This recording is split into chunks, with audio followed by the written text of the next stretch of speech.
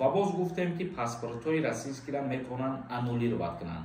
танҳо нафарҳое ки бо тариқи никоҳи қалбакӣ паспорт гирифтагӣ буданд ба ҳайси ронандаву таксӣ кор кардан мумкин нест. خودت معلوماتنامه دانشگاه نداری ولی خودت تصدیق کردن نمیتونی که تو دانشجو هستی. السلام علیکم به همه نفرهایی که همه روزه ویدیوهای ما را تماشا میکنین. اویدی به امضارسی یک قانون نو در روسیه که به مهاجران تعلق دارد کمتر گپ میزنیم. حتما ویدیو را لایک مونین و تا آخرش را تماشا کنین. عین حال نفرهایی که مرا تماشا کردین برادرجان عزیز و مهربان. اویدی کنکورس یک ده چی را گپ میزنم با دقت گوش کنین و دستگیری کنین. چخیلی که میدونین در کانال ما کنکورس رفته سای نرخ بلیتش 250 روبل. شاه جایزه ای کنکورس ما یک تا مرسدس اس کلاس غیر ای کنورتوی پولی پوتیوفکا و تلفن داره. برادرای عزیز ما برای شما اکسیه را تاغوزی را کردستم حرکت کنین بدروین بلیت بخرین.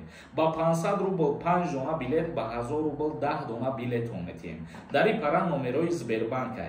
در این نمی زبربانک سومتونا میپارتوین زبربانک با نمی همزه میبرویا و چک تونا باشد در این نمی رقم های واتساپ روان میکنین جاش دا بلیت های شما را روی میکنن.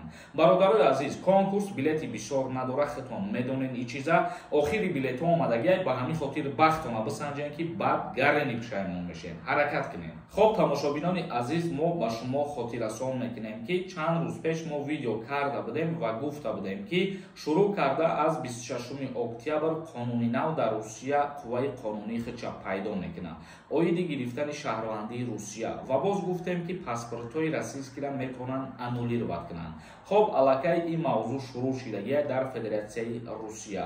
هر نفری که با واسطه اسنوانی دیگر میخواد پاسپورت روسیایی بگیره دیگر نمیتونه و اگر نفرهایی که حجت میسپارن تا 2 ماه رفته پاسپورت‌های خودشون نمیگیرن پاسپورت‌هاشون در حال انولировать میکنن.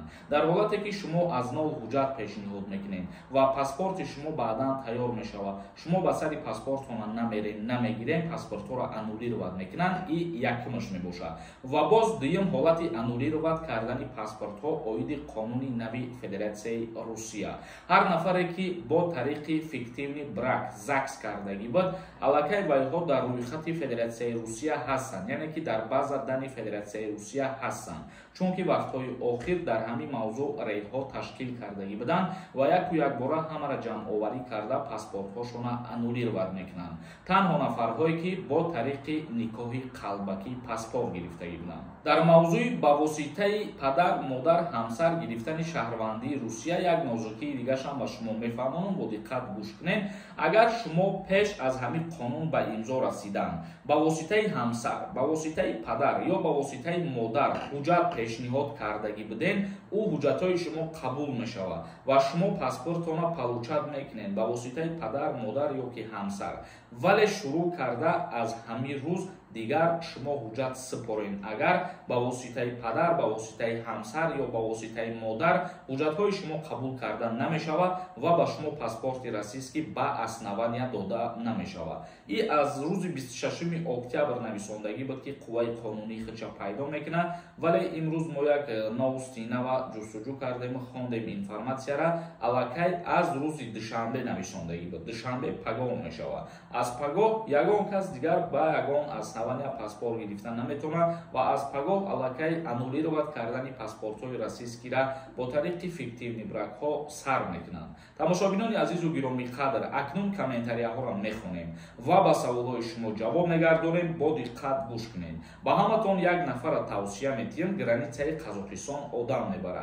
اگر که شما بخواهید با نرخ ارزان با گرانیت سفر کنین این رقم‌هاش میمونن در همین رقم ها زنگ بزنین با نرخ ارزان شما را صاف و سلامت با خواستی خداوند میبره میاره. یک کس نویسنده السلام علیکم اکا ما 4 ماه به دکومنت بدم کی ویز ما بسنجم تاجیکستان اومدم. وقتی که شما به دکومنت بدین و در تماژنی گذاشتن اگر شما را هیچی پرسیدگی نباشن زپرتون موندگی نیستن ولی به هر حال هر نفری را که زپرت میمونن بعد 60 روز در باز دادن روسیه میبروه الکی. یک کس دیگر نویسنده اکا پاسپورت دو طرفه باشه خدمت میبرن یا که نرسیده.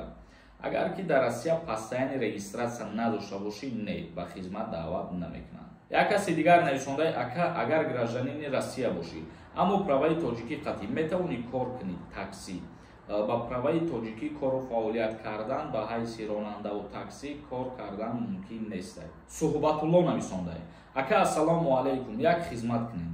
ҳамин ман студент Россияда будам, дар Россия таҳсил мекардам, ҳозир намехонам. Студентский билет дорам, Тоҷикистон барам ба хизмат мебарам ё ин ки не? мо ба шумо доим мегем ки агар дар дигар давлат таҳсил бикунен, вақте ки Тоҷикистон меоен, бояд маълумотномаи донишгоҳ дошта бошем. Худат маълумотномаи донишгоҳ надорӣ, вале худта таздиқ кардан наметавонӣ ки ту донишҷӯ ҳастӣ. Як каси дигар нависонда: брат, як савол дорам. Растамошкаи мошин дар Тоҷикистон чанд сум? Ай соли чанд дароварда мешавад? Ай соли 2013 боло иҷозат метиҳанд мошин ворид кардана. Агар ай тарафҳои Россия бигирем, 38% ба нархномаи ҷумҳурии Тоҷикистон ҳисоб карда мешавад. Агар ай тарафҳои Европа мошинро оварданӣ бошем, 43% ҳисоб карда мешавад. Ҳар як мошин дар таможни нархномаи худша дорад ва фоизи ҳамура ба ҳамун ҳисоб мекунад. Қобилҷон нависондай: салом, ака ду кӯдакдорора хизмат мебаранд, ҳамира аниқшам мегуфтед. Бо як каси дигар нависондай: салом алейкум, сози хубӣ, ака ман 2 моҳши 27 даромаду мара ба хизмат даъват мекунанд ё ки не? Як бора ба ҳар саволотон ҷавоб мегардонам. Нафарое ки 27 сола шидаен аллакай аз даъваткунӣ ба хизмат озод ҳастен ва нафарое ки соҳиби 2 фарзанден шуморо ба хизмат даъват намекунанд. Як каси дигар нависондай: ака ман яка писарам, ҳозир барам Тоҷикистон, мара қапида хизмат мебаранд. Нафарҳое ки як фарзанд ҳастен аз даъваткунӣ ба хизмати ҳарбӣ озод ҳастен. Тошиев нависондай: ассалому алейкум, акаҷон меган ҳами алимента ҳозир аз байн мебаранд, ҳами гап рост ё ки не? Хеле гап ҳастай? Не, хеле гап нестай ва фикр мекунам алимент ҳеҷ вақт аз байн бурда намешавад.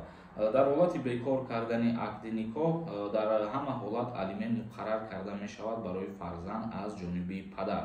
Тамошобинони азиз, видеоро ҷамъбаст мекунем то видеоҳои оянда. Худованд ҳамаи мо шуморо нигаҳбон бошад.